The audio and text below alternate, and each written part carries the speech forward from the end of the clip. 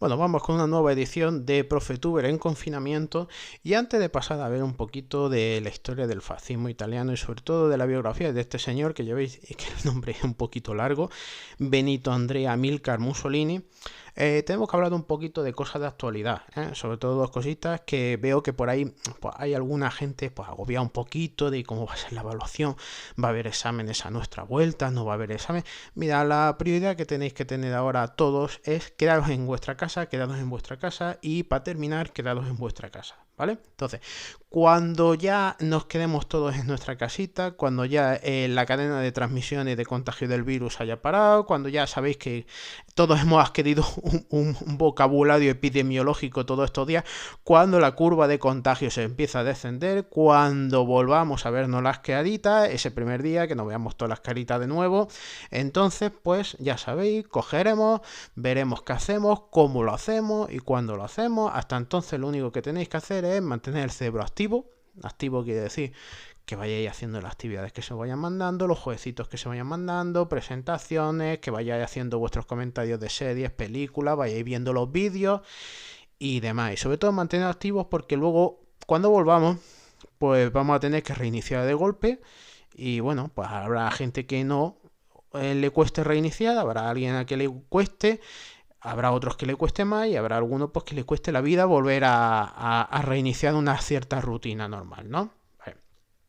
Y la última cosa antes de pasar a la cosa del fascismo italiano es, y que me ha venido a la mente, y es, ahora, después de ya de una semana en la que estamos experimentando lo que es vivir en una sociedad del riesgo, que es una sociedad del riesgo, precisamente esto, una globalización en la que cualquier suceso en cualquier lugar del mundo puede terminar afectando al resto, eso es una sociedad del riesgo.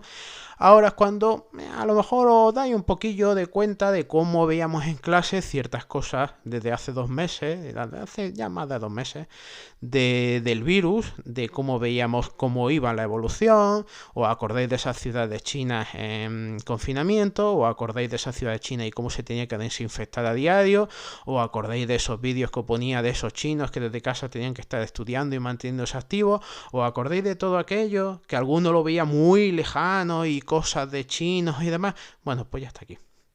Bienvenidos a la globalización y bienvenidos al siglo XXI. Pero bueno, vamos a sucesos de hace un siglo y es, aquí tenéis al amigo Benito Mussolini. Bueno, ahí lo tenéis, el amigo Benito Mussolini, ya lo veis rodeado de unas masas, o aquí un arco romano de fondo, madre mía, qué fotaca, y el señor pues en el culmen de su poder. Es decir, y hombre, Mussolini para eso fue el creador de, como habéis visto en el vídeo anterior, ciertas características del fascismo.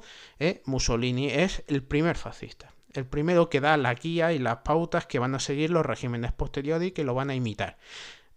Tendrá alumnos muy aventajados, como el caso de Hitler, que le dará una vuelta extra al fascismo y lo convertirá en ese nazismo, añadiéndole todos los criterios de la raza. Pero bueno, pero aquí lo tenéis, y uno de los aspectos es, por ejemplo, del fascismo italiano es el extremado nacionalismo, que le lleva a intentar pues emular glorias pasadas, imperios del pasado. ¿Qué imperio podrá ser con esta foto?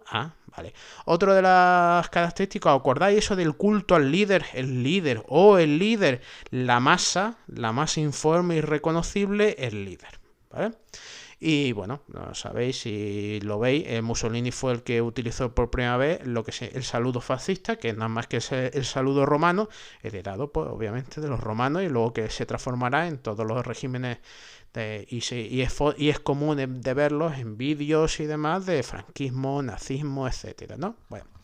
Bueno, a continuación vamos a ver un poquito de la vida de Mussolini, de los hechos así de sus más de 20 años de gobierno. Pero básicamente ya sabéis que yo utilizo aquí el grabador de pantalla, que me es bastante cómodo porque así me voy moviendo por la pantalla y no tengo que crear vídeos y demás. No está mal como avance tecnológico, no es la rehostia, no me va a contratar ninguna multinacional de profetubers a distancia, pero bueno, para salir del paso está bien, ¿vale? Bien, lo primero es el nombre, es decir, aquí lo tenéis, Benito Andrea Amílcar. Benito, pues el revolucionario mexicano Benito Juárez. Andrea, pues el primer diputado socialista. Y Amílcar, pues por uno de los compañeros de Giuseppe Garibaldi, una de las figuras de la unificación italiana del siglo XIX. Ya veis que cuando le puso papá y mamá el nombre, se lo pusieron a conciencia para sacar ¿qué? Un nene. ¿Educado en qué? Educado en el socialismo, puesto que su padre milita en el socialismo desde muy joven y obviamente el Benito Mussolini se va a educar en el socialismo desde que es muy chiquitito. Es el arquetipo del revolucionario de principios del siglo XX. Tanto revolucionario que, como voy aquí, 1900 se afilia al Partido Socialista Italiano.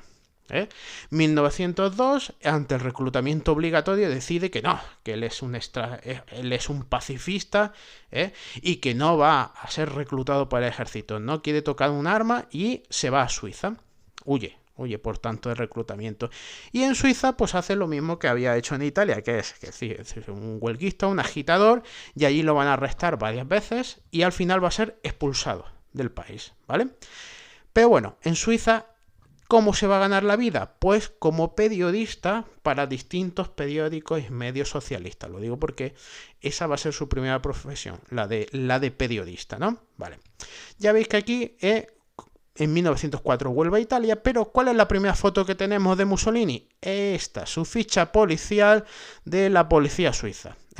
Cuando es varias veces arrestado y ya sabéis que es deportado del país a Italia. Y diréis, pero profe, si lo han deportado del país, si lo han deportado a Italia y en Italia había huido de la justicia en cuanto llegue a la cárcel. Y pues no, fíjate por dónde, pues no, porque tiene la suerte de que, fíjate por dónde, justo vuelve cuando el rey Víctor Manuel ha concedido una amnistía porque ha pasado algo que no esperaba él, que es que le naciera un heredero varón. Y entonces, como le ha nacido su chiquitillo, a delitos menores que no tengan de sangre concede una amnistía. Así que Mussolini tiene bastante suerte en la vida y le conceden la amnistía. ¿Y qué hace desde que vuelve hasta que se alista en la Primera Guerra Mundial? Pues ya está, por lo que había hecho antes. Es decir, es uno de los miembros del Partido Socialista Italiano, colabora para periódicos y revistas y, por cierto, si veis por aquí, es el revolucionario. El revolucionario socialista. Es en la figura como si fuera un Lenin italiano. ¿Qué va a pasar para que cambie? Pasa lo que le pasó a toda una generación de jóvenes europeos, que es la Primera Guerra Mundial. La Primera Guerra Mundial es un hecho que los va a marcar a todos. Y cuando Italia entra en la Primera Guerra Mundial, el Partido Socialista Italiano decide que no, que su posición es pacifista y contrae la guerra. Y Mussolini no. Mussolini quiere entrar en guerra, ha cambiado y ve en la guerra una oportunidad para, no sé, se habrá imbuido ya del nacionalismo tan exacerbado que se vivía en ese momento y cambia su ideología y abandona el partido. Y como abandona el partido, pasamos del Mussolini revolucionario al Mussolini del ejército. Y se alista en la Primera Guerra Mundial, combate en el ejército y ahí el cambio es fundamental. Abandona todo su socialismo anterior y poco a poco va evolucionando hacia un nacionalismo. Pero un nacionalismo sin abandonar algunos postulados del socialismo. Digamos que su ambición va a ser fusionar nacionalismo con algunos postulados de la izquierda más radical. Y de esa costelera va a salir este fascismo, ¿vale? Pero claro, Italia, ya visteis, Primera Guerra Mundial, entra, es decir, debía haber entrado del bando de Austria, Hungría y Alemania. Sabéis que no lo hace, dilata la entrada, negocia por detrás con Inglaterra. Inglaterra le promete absolutamente todo y cuando termina la guerra se siente como más o menos que estafada. Estafada porque le habían prometido un imperio, le habían prometido bastantes territorios y al final pues como que esos territorios pues no se materializan. Y lo que hay un ambiente en Italia es de mantimá. Es decir, hemos entrado en una guerra que nos ha ocasionado 670.000 muertos, ¿vale? Que ya sabéis que después de la guerra vino la gripe, ¿vale? Y que bien después de una guerra y la transformación de una economía de guerra a una de paz, pues ¡pum! La crisis económica. Entonces hay un gravísimo descontento en el norte en Italia, y sobre todo en el norte de Italia, que es donde está la industria y los obreros. ¿Y qué pasa a partir de ahora? Pues que aumenta sobre todo la conflictividad social. ¿Cómo que la conflictividad social? Sí, porque en 1917 el Partido Comunista, el Partido Obrero Socialdemócrata ruso, lo convirtió en Partido Comunista, Lenin en la cabeza, toma el poder en Rusia. Y al tomar el poder en Rusia es como un acicate, como ¡pum!, una motivación extra para todos los radicales de izquierda europeos para dar un golpe. Y entonces en todos los países se suceden eso, los intentos de golpes, revolución, huelgas revolucionarias, etcétera, y hay un enfrentamiento cada vez mayor. Pero Mussolini ha llegado de la Primera Guerra Mundial decidido a combatir a la izquierda radical. Y entonces él, junto a los que van a formar el primer núcleo de lo que se llaman sus fascios de combate, van a formar unos pequeños grupos, sobre todo de exsoldados, que se van a dedicar a combatir esa conflictividad social de la izquierda radical italiana. Ellos se van a, a presentar como los garantes del orden contra la revolución que viene impulsada por los bolcheviques rusos. Y el nombre del primer movimiento de Mussolini es este, Fastio Milanese di Combattimento, fundado en 1919. Los fastios. Este, por ejemplo, es el partido que luego funda el Partido Nacional Fascista y tiene este símbolo. Este símbolo es una especie de hacha que utilizaban en la antigua Roma lo que eran los lictores, es decir, una especie de guardaespaldas que iban con los altos magistrados romanos. Es decir, volvemos a lo mismo, cogemos algo de la antigüedad gloriosa de Roma para tomarlo como símbolo de lo que va a suceder ahora en el siglo XX, ¿no? Con los fascios de combate. Bien. Bueno, pues esos fascios de combate, pues poco a poco, de 119 personas y de ser una amalgama de grupos pues de todo tipo, es decir, los formanes militares, ultranacionalistas, pero también gente de la izquierda más radical descontentas con la posición oficial de sus partidos.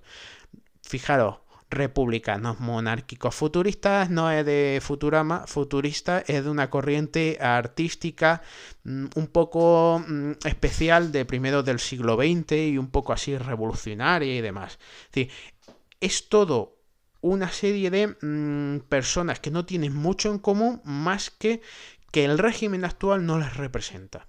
No les representa. Y tienen en común el nacionalismo. Un nacionalismo muy exacerbado. Pero es que la mayoría vienen de la izquierda. Vienen de la izquierda, han evolucionado desde la izquierda hacia el nacionalismo. Y van a intentar crear eso, un movimiento fascismo que une reivindicaciones tradicionales de la izquierda, aquí tenéis algunas, junto a un nacionalismo y a un espíritu combativo, guerrero y de imperio, ¿vale? Pues ya veis que de 119 personas que son los que empiezan, en menos de un año ya tiene 17.000 afiliados y son distinguibles porque estos movimientos de masa todos se visten igual para crear la sensación de masa y de que son todos iguales. Y son los camisas negras, porque llevan una camisa negra, ¿vale? Y eso, y a reventar huelgas y a reventar manifestaciones de la izquierda actuando con gran violencia sobre ellos, ¿vale? Poco a poco se va a presentar como el garante del orden Mussolini. Pero es que va a tener un apartado fundamental que es la marcha sobre Roma. Vamos a ver, ¿y qué es la marcha sobre Roma? A ver, cuando ha habido todas esas huelgas revolucionarias en el norte de Italia, cuando ha habido esos intentos de manifestaciones masivas, que el empresariado ha visto que sus fábricas están colapsadas, que no se puede producir, ¿cuál ha sido el gobierno, la actitud del gobierno tradicional? La actitud del gobierno tradicional es verse desbordado por los acontecimientos y además es un gobierno tradicional que es el que ha guiado a Italia durante la Primera Guerra Mundial, que no le ha ido como le debía haber ido, que es un gobierno que no goza del apoyo popular, que es un gobierno al que está opuesto prácticamente todo el mundo. Y conforme el partido de Mussolini va creciendo, ya veis que poco más de 2 años después de su fundación ya tiene 80.000 afiliados.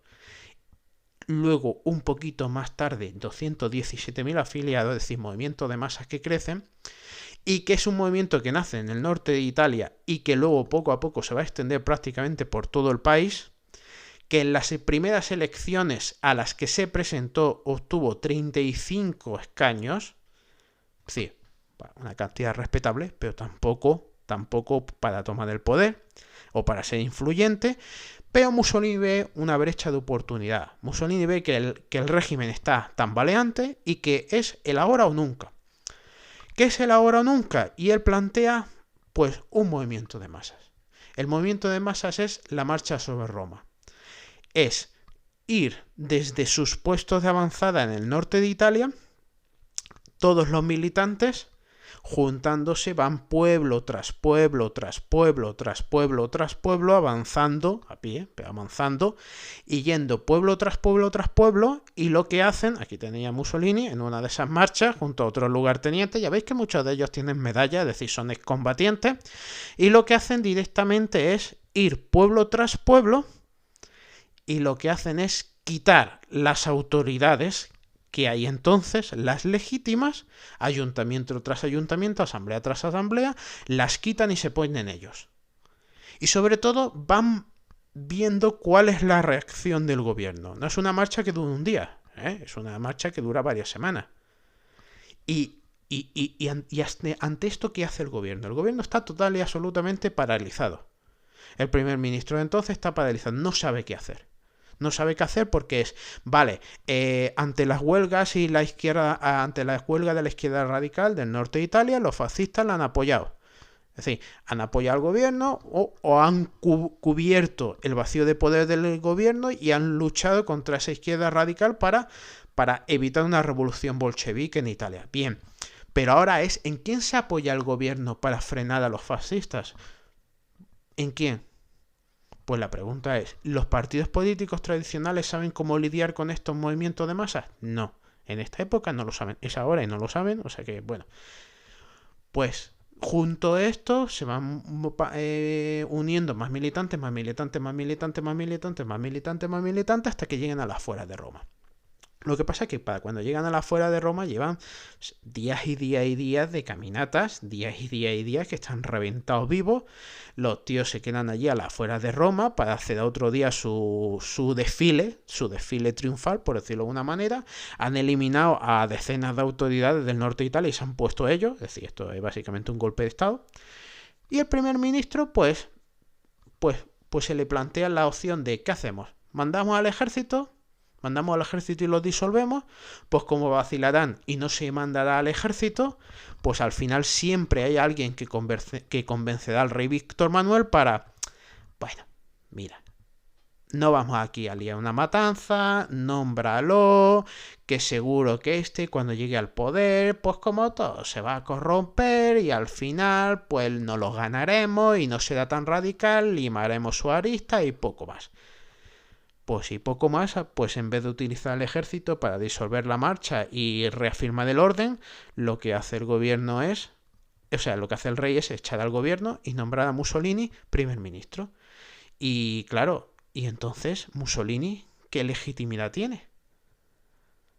¿Qué legitimidad tiene Mussolini? Que lo ha nombrado el rey primer ministro a un partido que recordar que tiene 35 diputados. ¿Qué legitimidad tiene? Prácticamente ninguna. Pero bueno, ahí se presenta, como veis aquí, Mussolini se presenta ante el Parlamento y el Parlamento pues lo elige primer ministro, ¿vale? Y va a conseguir que el Parlamento le dé plenos poderes durante todo lo que queda de año. ¿Qué va a hacer Mussolini? Pues la Mussolini lo que va a hacer es aprobar la ley Acerbo. La ley Acerbo es muy sencillo. Mussolini aprueba una ley electoral por la cual aquel que obtenga el 25% de los votos se lleva 2/3 del Parlamento.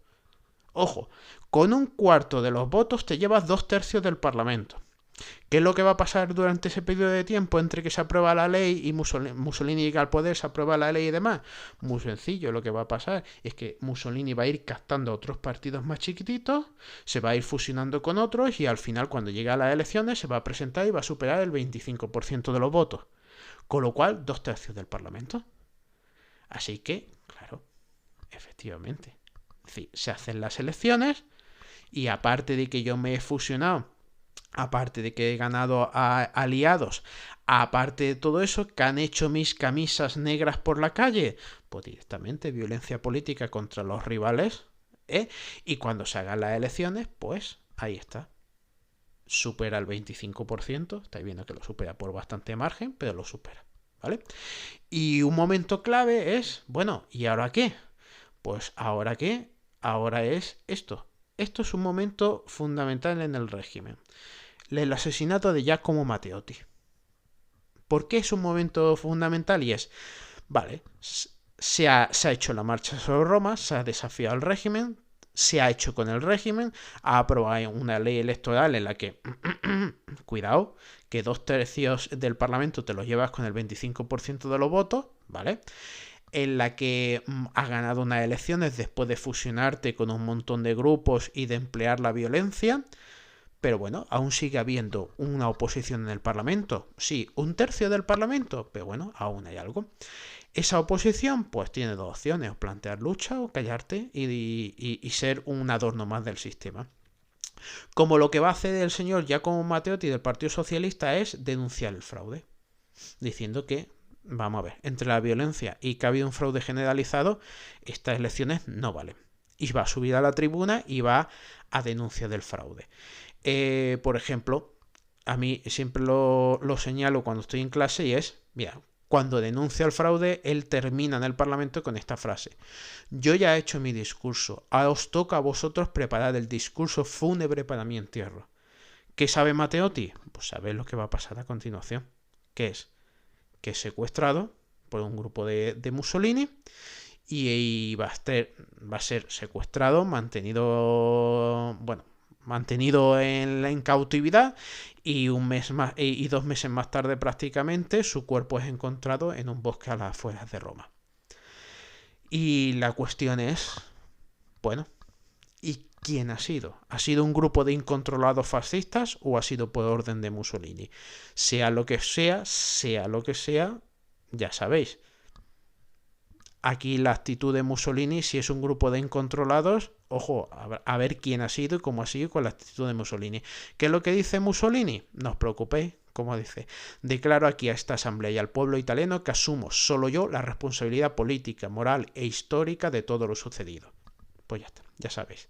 Que sea por orden de Mussolini o sea alguien que se extralimitó, el caso es que Mussolini decidió tirar para adelante, acabar con toda la oposición y ya gobernar prácticamente de forma absoluta hasta que en 1943 sea destituido, ¿vale? Bueno, aquí por ejemplo, este es el señor asesinado Giacomo Matteotti, y donde su cuerpo fue encontrado, pues ahí está, esta plaquita, pues ya veis, es decir, al sacrificio de su vida y veis aquí la libertad, etcétera, etcétera, y miembro del Partido Socialista Italiano, y honrando su memoria, ¿vale? Bueno, y ahora la cuestión es que Mussolini va a gobernar sin oposición hasta 1943. Pero sin oposición no va a existir la oposición. Porque, entre otras cosas, por ejemplo, pues va a hacer una gran jugada estratégica que son los acuerdos de Letrán de 1929. ¿Qué son los acuerdos de Letrán de 1929? Básicamente una cosa, que cuando el rey Víctor Manuel invade Roma en 1870, anexiona Roma completa, incluido el Vaticano. Es decir, que el Papa pasa a ser un ciudadano italiano sometido a las leyes italianas. Y el Papa lo excomulga al rey Víctor Manuel. Lo que pasa es que el rey Víctor Manuel se pasa a la excomunión por el Arco del Triunfo. Es decir, le importa bastante poco. Pero la Iglesia está muy mosqueada, porque ellos lo que quieren es un Estado propio, porque la Iglesia siempre ha tenido los Estados Vaticanos, los Estados Pontificios y demás. Y lo que va a hacer Mussolini, piensa, es: este es un país católico donde la mayoría de la población es católica muy practicante, donde la moral católica es muy fuerte, donde la influencia de la Iglesia Católica es muy fuerte, y donde si yo contento a la Iglesia Católica y la Iglesia Católica no me critica, pues directamente lo que voy a conseguir es una dictadura, a lo mejor no por aclamación, sino por silencio. Es decir, no hay oposición. Pues no hay oposición, pues ¿qué hace Mussolini? Negocia con el Vaticano la formación del actual Estado Vaticano. ¿Cuál es el actual Estado Vaticano? Pues el que tenéis aquí. Esos 1,2, 1,3 kilómetros cuadrados, la Basílica de San Pedro y los edificios de alrededor. Esto nace de los acuerdos de Letrán de 1929. Que bueno, ¿que es poco? Pues sí, es poco. Lo suficiente para tener un país propio, lo suficiente para tener jurisdicción propia y lo suficiente para tener una autoridad propia y que el Estado italiano no se inmiscuya, ¿vale? Pues el Estado Vaticano es nacimiento de los acuerdos con Mussolini. Bien, y ahora, pero Mussolini siempre había querido el imperio. Bah, el imperio, siempre el imperio, siempre el imperio. ¿Qué el imperio querían? Pues bueno, pues ya para empezar, por ejemplo, Italia entró en la Primera Guerra Mundial a cambio de que se le concedieran territorios que pertenecían a Austria. Bueno, pues el Trentino y el Alto Adigio, este sí.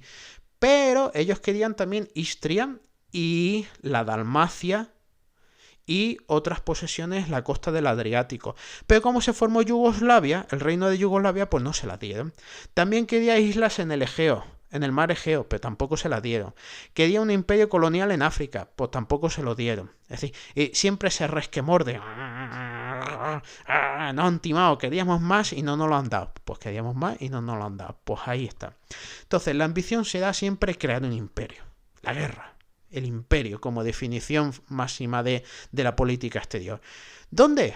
Pues mirar, por ejemplo, en Etiopía. ¿Y por qué en Etiopía? Vámonos un poquito más para abajo porque resulta que en el reparto colonial de África a Italia le había tocado este cachico de aquí, Eritrea, y este cachico de aquí, que es Somalia. Y aquí estaba la Somalia francesa, la Somalia británica. Y entonces piensa Mussolini y dice, bueno, vamos a ver, que no me voy a meter con Yugoslavia, pero bueno, pero lo que yo quiero es invadir Etiopía para así unir Eritrea con la Somalia italiana. Además, piensa, dice, esto puede ser un rival a batir. Entonces, pues Etiopía. Pues se va a enviar en la primera, el primer eslabón de la cadena, de la política exterior de Mussolini va a ser invadir Etiopía. Bien, ya estáis viendo aquí los años 1935-36. Ojito, que les costó, que les costó. ¿Vale? Por ejemplo, ¿quién gobernaba en Etiopía entonces? Pues tenían esto, el gobernante, el emperador Haile Selassie, y aquí lo veis en un discurso ante la Sociedad de Naciones, que es el antecedente de la ONU, en el que pide que haga favor la Sociedad de Naciones de emprender sanciones económicas contra Italia para parar la agresión. Obviamente la Sociedad de Naciones no hizo absolutamente nada, ¿no? Bien. Bueno, pues el primer gran conflicto es italianos contra etíopes. Bueno, la foto lo dice todo. Algunos estaban pensando, profe, ¿no tenían fusiles y demás? Sí, tienen fusiles, ahí lo veis. Lo que pasa es que a mí me mola mucho esta foto porque lo veis con los escudos y el fusil. Los fusiles, pues no cuántos fusiles cogió de contrabando, porque en las guerras todo el mundo vende y compra del año catapum los fusiles y ya está. Que son, pues los italianos pues prácticamente pues se van a imponer. No va a ser un paseo triunfal, pero se van a imponer. Y la foto que tenéis debajo, que ya veis a Mussolini apareciendo por aquí, esta foto es que me encanta porque ahora veréis lo que hay debajo. Bien, ahí ya tenéis que ver algo raro, muy raro. Y es, aquí tenéis a Mussolini, como le gustaba a él mucho fardar, muchos esos gestos y demás, sacando pecho, esas poses, es decir, cuando se pone así con las manos en la cintura sacando pecho, en posición pecho palomo, ahí de chulo y con esos tal, pero a mí es que después del pecho palomo lo que me llama la atención es que el tanque es muy chico, ¿no? El tanque es muy chiquino, ¿no? Es decir, básicamente estos son unos tanques italianos que lo llamaban, si no recuerdo mal, tanque sardina, porque es que básicamente el tío se sentaba y medio cuerpo le sobresalía. Y tienen un cañoncillo muy chiquitino, pero claro, esto en una guerra mundial, esto en una segunda guerra mundial es una vergüenza. En una guerra contra los etíopes, bueno. Un poco de artillería de campaña, además de los vehículos blindados, y al final la victoria. Y como imagen de esa victoria, ya veis este grupo de 3 etíopes haciendo el saludo fascista ante una imagen del duce de Mussolini. Allí, aquí habéis visto los fascios, ¿verdad? Bien. Bueno. Lo que yo llamo la friendzone, es decir, sus amiguitos que va desarrollada a lo largo de los años 30. Su amiguito del alma, que todo el mundo cree que es su amiguito del alma, Hitler, sí es su amiguito del alma. Después, al principio no podía Mussolini ver a Hitler.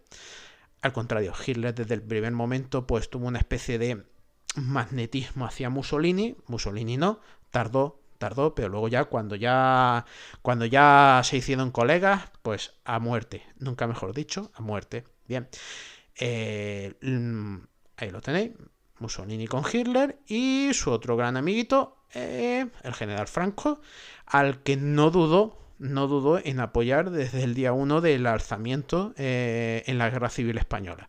De hecho, la ayuda italiana fue prácticamente incondicional durante la Guerra Civil, ¿vale? Y no nos vamos a meter en la Guerra Mundial ni nada, porque si no el vídeo se hace muy largo. Lo que vamos a hablar un poquito es de la muerte. De la muerte. Bien. Y aquí antes de poner la foto, porque la siguiente foto es un poquillo así fuertecilla y demás, vamos a hablar de una cosita. Mira, Mussolini se mete en la Segunda Guerra Mundial, cree que Alemania va a ser el bando vencedor, y que qué mejor que estar con su amigo Hitler y redefinir Europa y el norte de África a su antojo. Ya sabemos que esto acaba fatal. ¿Qué es lo que pasa? Que es que Mussolini es destituido en 1943.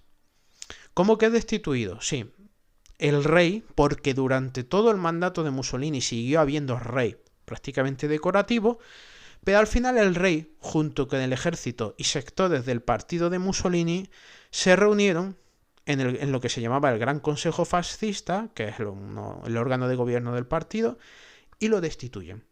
Y a mano alzada votan y destituyen a Mussolini. Y a Mussolini pues lo encarcelan entre comillas. Es decir, ya sabéis que no lo imaginéis con grillete y demás, ¿no? Sino con un encarcelamiento así, pues para lo que son líderes, ¿no? Bien, lo encarcelan. E Italia decide en ese momento abandonar la alianza con Alemania y pasarse a Estados Unidos y Gran Bretaña. Ya sabéis que uno no pierde las guerras mundiales si se cambia de bando, ¿vale? Bien. Cuando se entera Hitler de que Mussolini ha sido destituido y recluido, pues dice, nada, aquí sin problema. Tú, colega, bien, Otto, ven para acá, bien, hazme una operación comando y libérame a Mussolini. Sin problema, pum, van los alemanes, liberan a Mussolini y lo trasladan al norte de Italia, cerquita de Milán.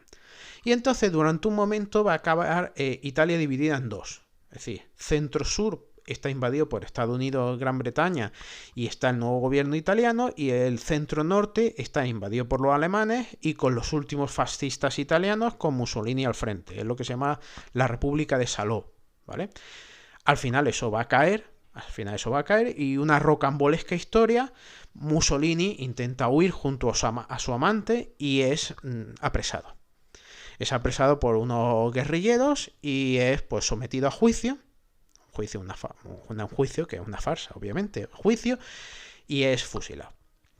Pero lo que se hace a continuación es coger y exhibir su cuerpo públicamente. ¿Cómo su cuerpo públicamente?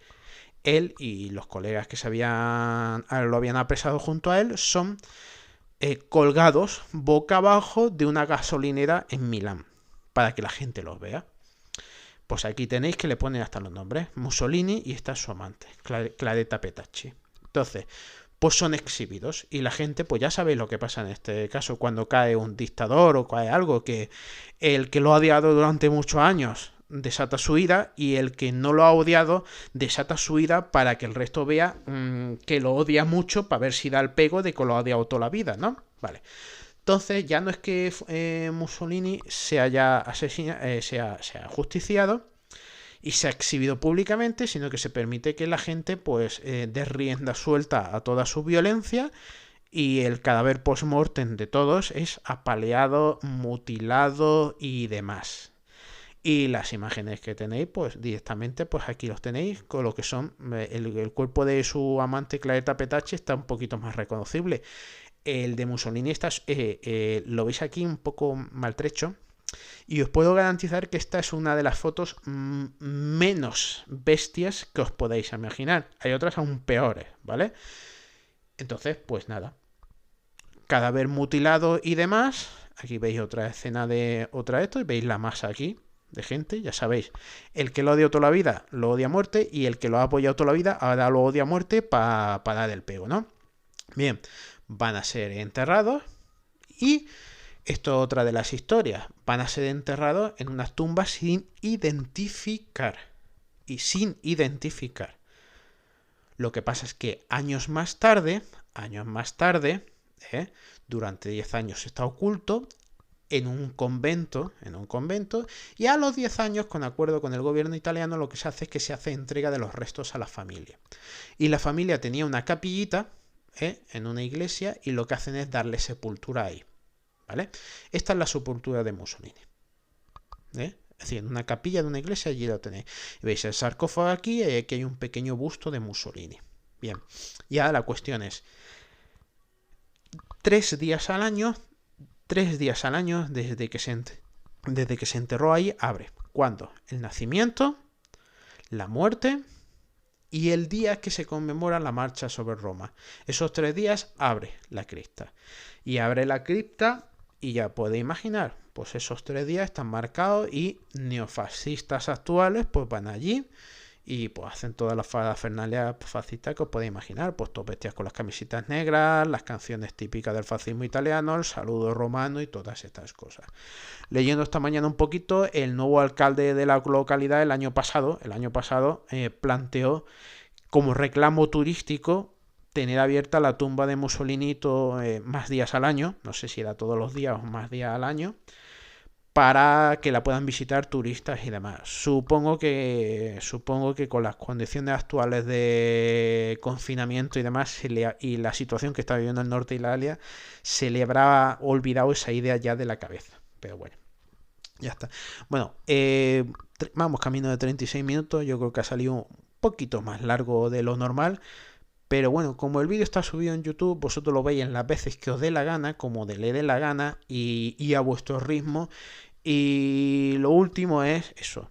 Es decir, mirad, ir haciendo vuestras cositas, ir más o menos haciendo actividades, ir viendo pelis, series, todo lo que tenga que ver con historia. La otra asignatura, yo no sé, no me quiero ni enterar de cómo la están organizando los profes, así os lo digo. Yo me hago responsable de lo mío. Y ya está. Y que paséis el confinamiento lo mejor posible dentro de las circunstancias actuales. Lo mismo, no salgáis de casa, entre otras cosas, porque hay que tener cuidadito, hay que tener bastante cuidadito con las personas que están en riesgo, y no queremos ser portadores de algo y machacarle la vida a otro, ¿vale? Cuidado. Estar muy al tanto en las de redes sociales, con los amigos, llamadas, vídeos, hacéis TikTok desde el cuarto, todos los que os apetezca y más. A los abuelitos los llamáis todos los días. A los amiguitos los llamáis todos los días, hacéis todo, jugáis a la Play, si no jugáis a la Play hacéis lo que sea. Mira, os ponéis en el cuarto y hacéis un gimnasio casero, lo que haga falta. Yo ahora después del vídeo me hago 1 hora y media de gimnasio casero, si no me vuelvo loco directamente. Y ya está. Y que nada. Y que nos veamos las caritas, pues me parece a mí que a lo largo del mes de marzo no va a ser, pero que nos veamos las caritas a lo largo del mes de abril, ¿vale? Pues ya está. Venga, un saludo y hasta luego.